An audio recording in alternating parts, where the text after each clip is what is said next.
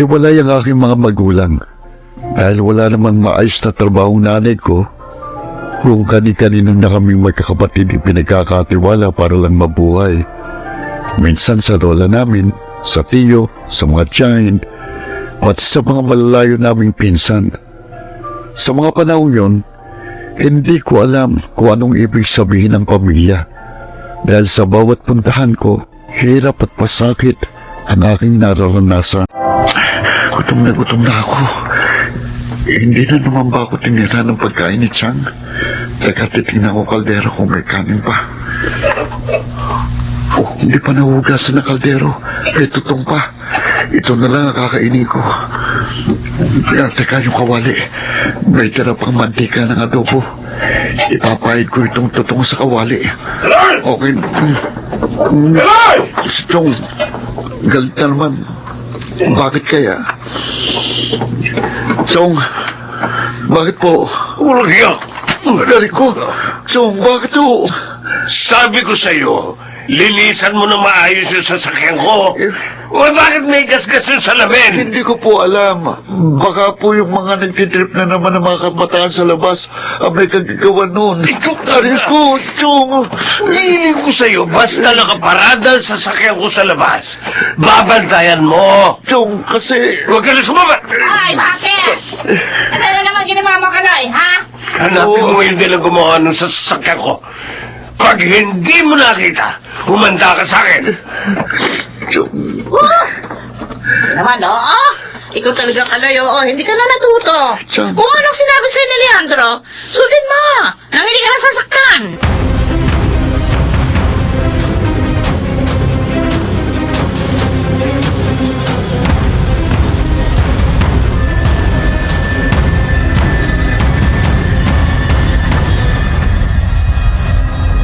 Sawang-sawa na ako sa pagmamalupit ng mag-asawang ito. Buti pa, maglayas ako. Bahala na kung saan ako mapunta. Bastang mahalaga, makaalis ako sa bahay na ito. Kaloy! Nasaan na naman kaya itong taong to? Ay, hindi pa nakakapagluto ng almusal eh. Pati itong mga hugasin dito sa lababo eh, hindi pa nahugasan. Nako, ay talagang ginagalit ako ng damong ito ba? Minta. Kaloy! Ay! Minta. Oh, Leandro! Naglayas yata ang pamangkin mo. At bago umalis, binutas pa yung gulong ng sasakyan natin. Ano?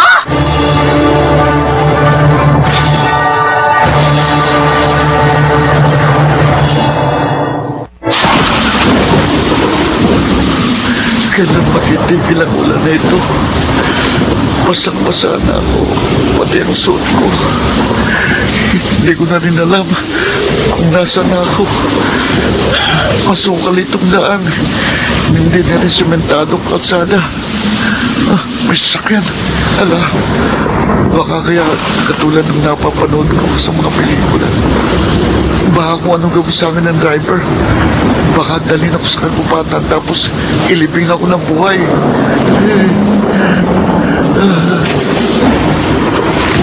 Ano ginagawa mo dyan? Ako po ba tinatanong nyo?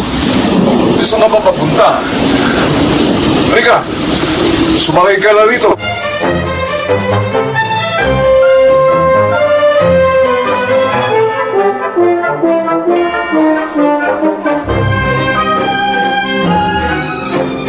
Ang sarap. Oh, dahan-dahan lang. Wala na mga agaw sa pagkain mo ba? Pasensya na po kayo. Talaga pong gutom na gutom ako eh. O sige lang. Oo. Marami pang pagkain. Kumain ka lang. Dito ka na tumira sa amin, ha? Oo. Aampunin ka na lang namin. Totoo po bang sinasabi nyo? Oo. Hindi ka pa ba namin kilala pero alam namin ang mabuti kang tao. Salamat po. Teka. Kamo, pinagmamalupitan ka ng tiyahin mo? Yung pong chewing ko, madalas akong bugbugin kapag hindi niya nagugustuhan ang ginagawa ko. Kaya ba may pasa ka sa braso? Oo. Anong year ka na ba, iho? 2 taon na po akong natigil sa pag-aaral eh.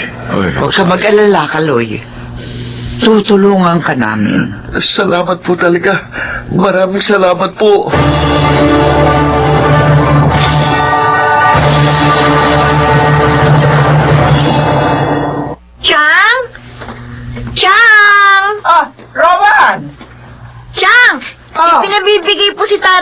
mga gulay.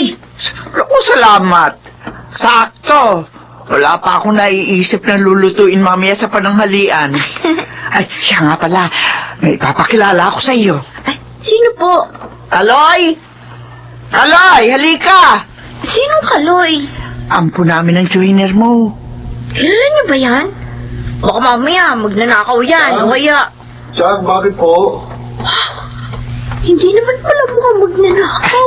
Kaloy, Ho, si Rowan, pamangking ko. magandang araw, Rowan. Hello. Ay, Rowan, Po. baka naman pwede mo tulungang mag-enroll bukas sa eskwelahan niyo si Kaloy. No, wala akong problema, Chang. Kahit na ngayon eh. Ay, siya. Isasama ko siya ngayon sa bayan. Siyempre, kailangan niya ng damit at sapatos. Sige, Chang. Pupunta na lang po ako dito bukas. Ay, salamat, Rowan, Oh, Kaloy, Oh, may kaibigan ka na kaagad dito. Hindi ka na malulungkot.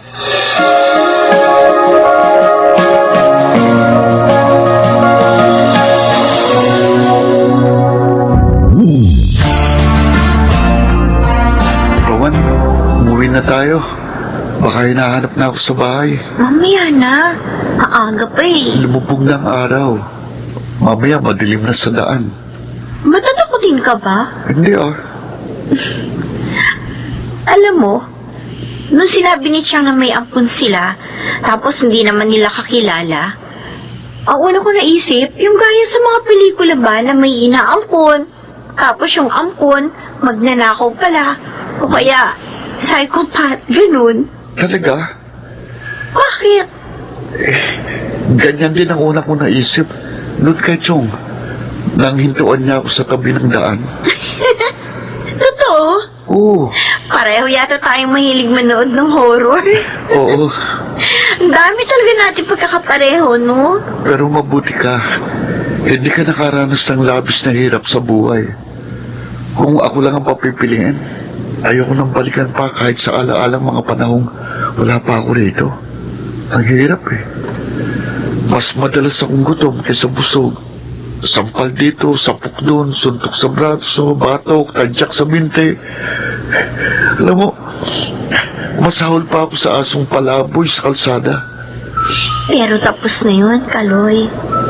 Ngayon, maginhawa ng buhay mo. Tapos, may pamilya ka nang maituturing. Pero alam mo, Rowan, minsan natatakot ako. Saan? Natatakot akong baka panaginip lang ito. O kaya, baka mawalang bigla sina Chang Nora at Chong Henner.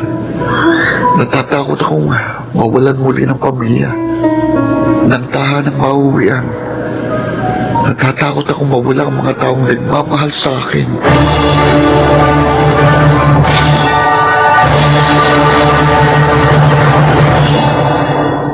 Iner, magbihis ka na at makakain na tayo. Iner? Bakit?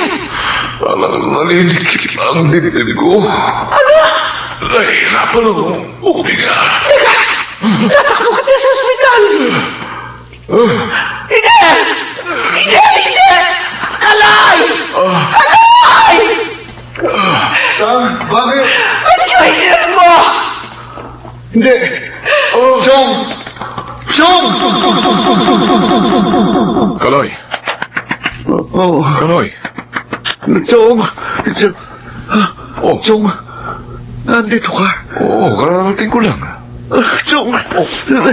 Teka, bakit mo ko niyayakap at saka, bakit ka umiiyak? Bakit ba? Ano nangyayari dyan? May, itong si Kaloy, na naginip yata. Pasensya na po kayo. Binangungot ka ba? Ay, dito ka kasi nakatulog sa supe. Pagod na pagod ka yata dyan sa ginagawa mong research paper. Chong, Chang, ingatan niyo palagi ang katawan niyo, ho. Kapag may nararamdaman kayo, magpadoktor kagad kayo. Huwag niyo papabayaan ang sarili niyo. Hindi ko kaya mawala kayo. Ano ito? Ay, bakit ka humagulgul dyan? Diyos ko naman. Nanaginip ka ba na may sakit kami ng tiyo mo? Naku, huwag kang mag-alala. Malakas pa kaming dalawa. Malakas pa kami sa kalabaw. Eh kung hanggang ngayon iniisip mo pa rin na baka bumalik ka sa dati mong buhay noon. Ay naku, Kaloy, iho. Ito ang sinasabi ko sa iyo. Hindi ka na mawawala ng pamilya. Naririto kami ng iya mo at hanggang nabubuhay kami. Kasama mo kami. Ha? Salamat po, Chong. Chong Nora, salamat po. Ay, tama na nga yan. Ang mabuti pa, kumain na tayo ng hapunan. O siya, sige. Mabuti pa nga. O, tayo na. Kain na. Hiner, magustuhan kaya niya to? Uy, sabi ko naman sa iyo hindi naman pihikan si Kaloy. Tiyak masusurpresa siya. Kasi sabi natin, wala tayong inihanda kahit ano para sa kanya. Uy, ayan na siya. Papasok na sa sala. Ayan. Nakauwi na po ako. Happy birthday! Nagulat naman ako sa inyo. Nagulat ka ba? Akala ko ba wala tayong handa kasi may pinagkakagastusan si Chong. Aba, hindi pwedeng wala. Oo. First birthday mo rito sa bahay. Ano ka ba? Tama. O, sige na. I-blow mo na ang candle, ha? Ay, sandali lang po!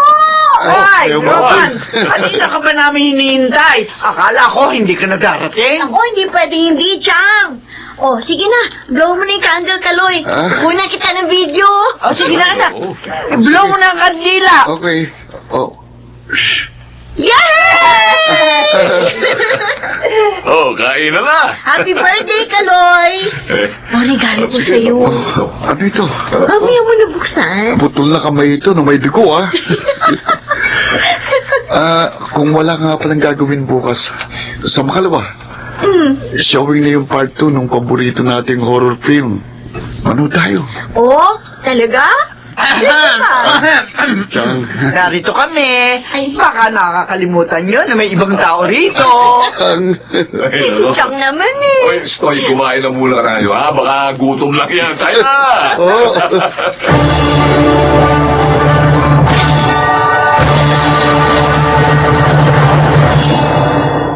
Tahanan, pamilya, pagmamahal.